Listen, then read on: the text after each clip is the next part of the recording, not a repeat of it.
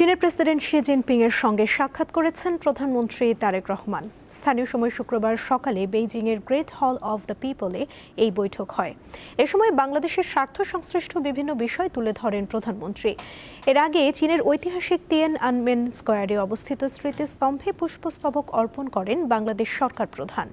চীনের স্থানীয় সময় সকাল ৯টা ১৫ দেশটির বীরদের প্রতি শ্রদ্ধা জানিয়ে তিনি এই পুষ্পস্তবক অর্পণ করেন। এ সময় দুই দেশের জাতীয় সঙ্গীত পরিবেশন করা হয় এবং বিয়োগলে করুণ সুরে বাজানো হয়। পুষ্পস্তবক অর্পণের পর প্রধানমন্ত্রী কিছুক্ষণ নীরবে দাঁড়িয়ে চীনের বিপ্লবী বীরদের স্মৃতির প্রতি গভীর শ্রদ্ধা জানান।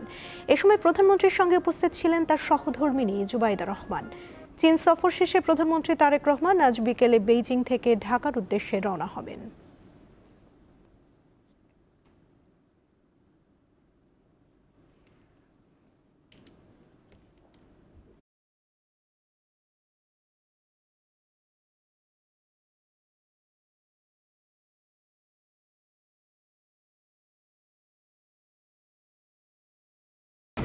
আমাদের উঠে দাঁড়াতে হবে।